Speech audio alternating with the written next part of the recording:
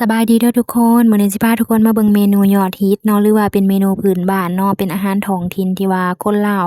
นิยมกันกินและก็เป็นเมนูเนาะที่ว่าเขาเจ้านิยมเฮ็ดเป็นเมนูกับแกล้มแต่ว่าผู้ใดที่ว่าบ่มักเนาะก็สามารถเลื่อนผ่านได้เด้อทุกคนเด้อก่อนอื่นเบิ่งเราก็จะมาเบิ่งส่วนประกอบของมันก่อนเนาะสำหรับส่วนประกอบหลักๆของเราก็คือเลือดเป็ดเนาะทุกคนเนาะมื้อนี้เลือดของเราแม่นเรามาผสมเราจะใส่น้ำอยู่ประมาณ5บวงเนาะแล้วก็ใส่น้ำปลาประมาณ3บวงแล้วก็ผสมเลือดลงไปเนาะเลือดมื้อนี้แม่นเราจะเลือกเป็นเลือดเป็ดเด้อทุกคนเด้อ และโตวเป็ดของเฮามื้อนี้แม่นเฮาเลือกอยู่ในน้ำหนักอยู่ประมาณ2โลปลายเนาะอันนี้ก็เป็นโตวเป็ดสดๆเนาะที่ว่าเฮาได้มาจากตลาดคั่วใหม่ๆเนาะและนี่ก็เป็นเลือดเนาะที่ว่าเฮาผสมไว้แล้วเนาะเฮาก็จะมาพักไว้เนาะแล้วก็กาเกียมไปคั่วเป็ดกันเลยเนาะทำอีกเนาะเฮาก็จะซอยเอาเครื่องในเนาะสำหรับเครื่องในนี่แม่นเฮาจะเลือกตับไตอิหยังต่างๆเนี่ยเนาะเอาตั้งแต่ความมักเนาะทุกคนเนาะผู้ใดที่ว่าบ่มักกินเครื่องในมันหั้นนะก็เลือกเอาตั้งแต่ศีลกับหนังมันก็ได้เด้อทุกคนเด้อ และสำหรับการซอยเนาะผู้ใดที่ว่ามักตอนน้อยๆบางๆก็เลือกได้ตามใจมักเด้อและผู้ใดที่ว่ามักกินแบบตอนใหญ่ๆในเนื้อกรุบๆหั้นนะก็เลือกได้ตามใจเนาะบัดนี้ขั้นตอนต่อไปเนาะเราก็จะมาคั่วซีนหรือว่าคั่วเครื่องในที่ว่าเราซอยไว้หั้นเนาะวิธีการของข้อยแม่นข้อยจะเจียวน้ำมันเนาะแล้วก็เจียวกระเทียมใส่เพื่อว่าให้มันหอมและหลังจากนั้นข้อยจะเอาเนื้อที่ว่าข้อยซอยไว้แล้วหั้นนะลงไปคั่วในหม้อเลยและในเวลาที่คั่วเนาะก็จะปรุงรสชาติด้วยแป้งนัวค่ะเนาะไปนำเลยเด้อการที่ว่าข้อยคั่วหรือว่าเจียวแนวนี้เนาะก็เพื่อว่าดับกลิ่นคาวของกลิ่นเนื้อเป็ดเด้อทุกคนเด้อก็จะคั่วไปในระยะหนึ่งเนาะกะว่าหม้อมันแห้งอิหยังแน่นะและหลังจากนั้นเนาะก็จะเอาน้ำสะอาดน่ะลงไปเติมใส่เนาะเพราะว่าเราจะคั่วให้มันสุกเนาะเราจะใช้เวลาโดนแดนะและต่อไปเนาะเราก็จะเริ่มเร่งไฟแห้งขึ้นเนาะเพื่อว่าจะคั่วไปโดนเนาะกะว่าให้มันสุกดีและแล้วซีนเป็ดที่ว่าเราคั่วไว้แล้วอันนี้ก็สุกดีแล้วเนาะรู้สึกว่ากลิ่นของมันก็จะหอมกวนดังขนาดเลยแหละทุกคนเอ้ยและเพื่อบ่เป็นการเสียเวลาเนาะขั้นตอนต่อไปแม่นเราจะมาเริ่มตักซีนเนาะที่ว่าเราคั่วสุกดีแล้วหั้นนะใส่จานย้ายไว้เลยเนาะ สำหรับความหนาความบางก็แม่นเลือกเอาเลยเนาะทุกคนผู้ใดที่ว่ามักกินสีหลายๆแหน่ก็ใส่อยากหนาๆแหน่เนาะผู้ใดที่ว่าบ่มักตอนหลายเนาะก็ใส่บางๆก็ได้เนาะและบัดนี้เราก็สิมาถึงขั้นตอนสำคัญเนาะคือขั้นตอนผสมเลือด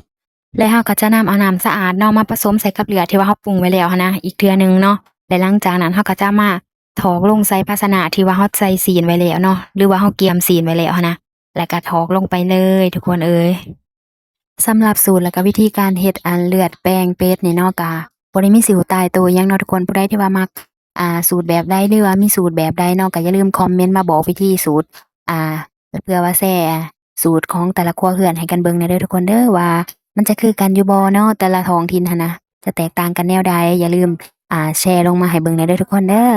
เพราะว่าที่จริงเนาะสูตรของแต่ละท้องถิ่นหรือว่าแต่ละครัวเรือนก็จะบ่คือกันเนาะบางคนก็จะเอาสูตรหนึ่งบางคนก็จะเอาสูตรหนึ่งสำหรับวิธีการเอาเลือดคือกันเนาะทุกคนเนาะบางคนก็จะเฮ็ดตามสูตรของตัวเองเนาะอ่าขึ้นกับจำนวนหรือว่าปริมาณของน้ำหนักของตัวเป็ดคือกันเนาะถ้าว่าเป็ดตัวใหญ่แน่เพิ่นก็จะใส่สูตรที่ว่าเพิ่มขึ้นไปอีกเนาะ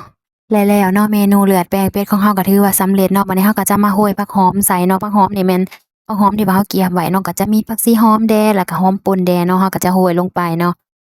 เพื่อว่าให้มันหอมหั้นนะและเราก็จะมีผักสิงไข่ซอยเด้อทุกคนเด้อผักสิงไข่นี่แม่นผักสิงไข่จากต้นเราสดๆเลยเนาะแล้วก็เอามาซอยตอนน้อยๆบางๆเนาะแล้วก็เอามาโรยใส่เลยใส่หน้าเลยเนาะผู้ใดที่ว่ามักหลายๆแหน่ก็ซอยใส่หลายๆแหน่เนาะสำหรับผู้ใดที่ว่าบ่มักก็ใส่น้อยหนึ่งก็ได้เนาะทุกคนเนาะเพื่อว่าให้มันตัดคาวอะนะแล้วก็จะมีถั่วดินขัวเนาะ สำหรับถั่วดินขัวนี่มันใส่หลายๆแหน่ก็แซ่บเด้อทุกคนเด้อผู้ใดที่ว่ามักมันๆแดหั้นนะแต่ว่าผู้ใดที่ว่าบ่มักก็บ่ใส่ก็ได้เนาะทุกคนเนาะแต่ว่าสูตรมันแท้ๆก็แม่นจะมีถั่วดินเนาะมันถึงจะแซ่บหั้นนะเพราะว่าถั่วดินนี่มันจะช่วยให้รสชาติของมันหั้นนะมันแซ่บเนาะแล้วก็กลมกล่อมแล้วก็อีกอย่างเนาะมันก็จะดับคาวของกลิ่นเลือดหั้นนะเว้าง่ายๆว่ามันจะเข้ากันดีเนาะ และขั้นตอนสุดท้ายก็คือหอมเจียวเนาะเราจะเอาหอมเจียวลงไปใส่เนาะเพื่อเพิ่มรสชาติให้มันแซ่บซ้อยเฮ็ดให้เลือดแปลงเป็ดของเรามีรสชาติที่เป็นเอกลักษณ์มาถึงตอนนี้ถือว่าเมนูเลือดแปลงเป็ดของเราก็สำเร็จสมบูรณ์แล้วเนาะทุกคนผู้ใดที่ว่ามักและก็ผู้ใดที่ว่าอยากกินก็มาเด้อมากินนำกันเด้อทุกคนเด้อ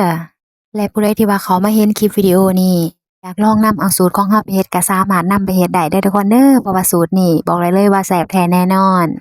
เขามาเบิ่งคลิปวิดีโอนี้แล้วถ้ามักก็อย่าลืมกดไลค์กดแชร์ให้หน่อยเด้อทุกคนเด้อเพื่อว่าเป็นกำลังใจในการสร้างคลิปวิดีโอต่อไปแล้วเจอกันใหม่ในคลิปวิดีโอหน้าเด้อทุกคนเด้อสำหรับมื้อนี้บ๊ายบาย